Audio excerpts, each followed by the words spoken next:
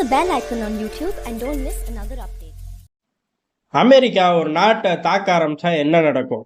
எப்ப வேணாலும் அமெரிக்காவோட விமானங்கள் வரும், ஏவுகணை வீசும், அந்த பகுதி தரைமட்டம் ஆகும் அப்படிங்கிறதான். சரி, உள்கட்டமைப்பை பொறுத்தவரை இப்படி அந்த பகுதியில் உள்ள தலைவர்கள், இயக்கத்தோட தலைவரோ நாட்டோட தலைவரோ ஓடி ஒளியறது மட்டும்தான் தன்னோட மிச்ச உள்ள வாழ்நாளோட தலையெழுத்து அப்படிங்கிற மாதிரி நிலைமை மாறி போயிடும்.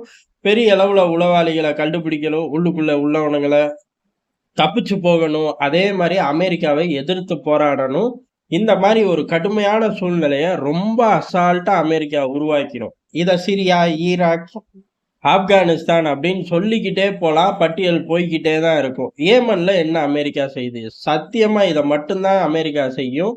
இதை எதிர்த்து தான் ஏமன்ல ஹவுதி இயக்கமும் தொடர்ந்து போராடணும். இதுதான் யூனிஃபார்ம். ஆனா ஏமனோட நிலப்பரப்பு இன்னொரு வகையான அழுத்தத்தை அமெரிக்காவுக்கு கொடுக்குது. அது என்ன அப்படின்னா, அமெரிக்காவோட தளங்கள் அப்படின்னு தாக்கப்படுறது பெரிய அளவுல இல்லை. அதாவது ஈராக்ல ஹவுதிகள் காண்டி தாக்குறாங்க.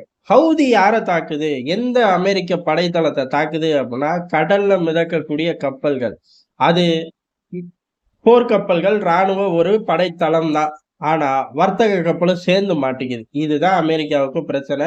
இந்த பிரச்சனையில இருந்து எப்படி தப்பிக்க போறோம்னு தெரியாம அமெரிக்கா ஒரு தாக்குதல் ஆரம்பிச்சிருச்சு அப்படின்னு சொல்லி அமெரிக்காவுக்குள்ளேயே பெரிய வம்பு வளருது. காரணம் ஒன்னே ஒண்ணுதான். இப்ப ஏமன்ல 4வது முறை தாக்குதல். இதுல பெரிய அளவு சேதாரம் இருக்கான்னு கேட்டா இருக்கு அப்படிங்கிறதா.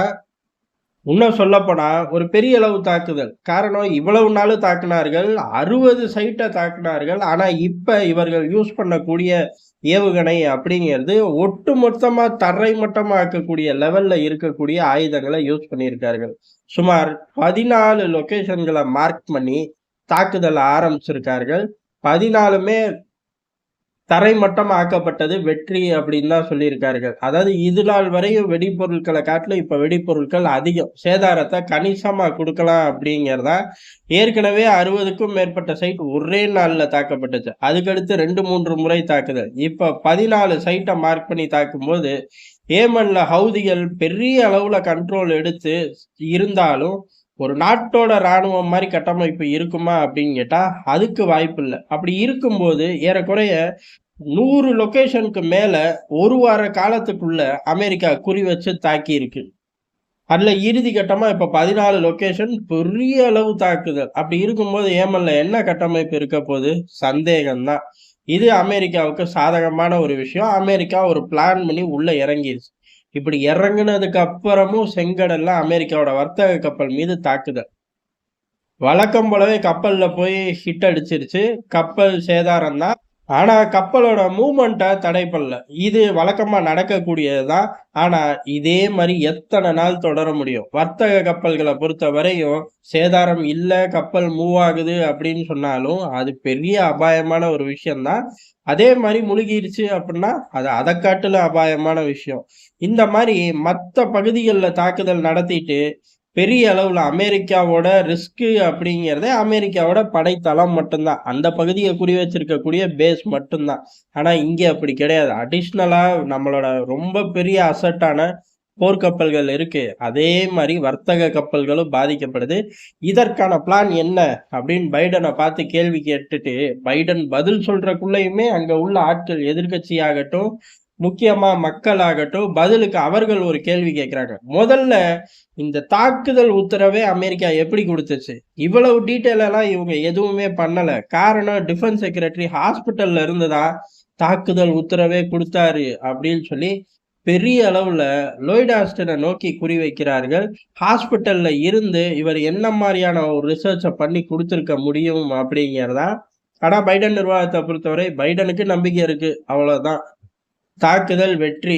ஏமன்ல ஹவுதிகள் ஒரு நேரத்துல அடக்கப்படுவார்கள் அப்படின்னு சொல்லி கடந்து போறாங்க. ஆனா சிக்கல்கள் நடக்கிற காலகட்டம் அப்படிங்கிறது தேர்தலை சந்திக்க போற காலகட்டம்.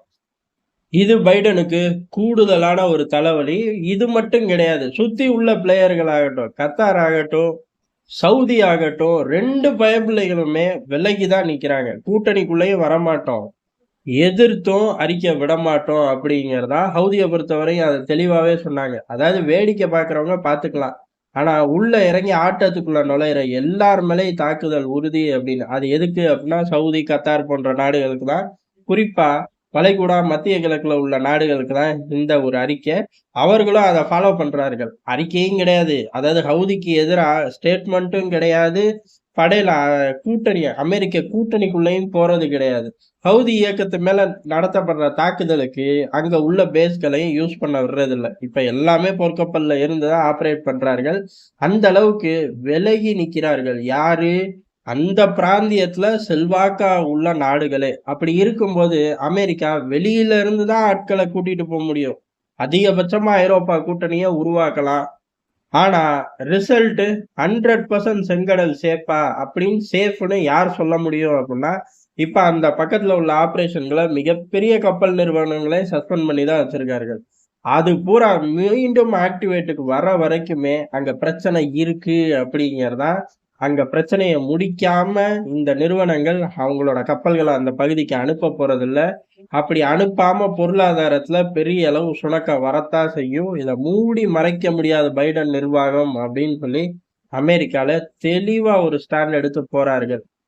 ஏமனுக்குள்ள ஒரு பெரிய தாக்குதல் வெற்றியான்னு கேட்டா வெற்றி. ஆனா அதுக்கு பின்னால செங்கடல் தப்பிச்சுச்சா அப்படின்னு கேட்டா அது கேள்விக்குறி.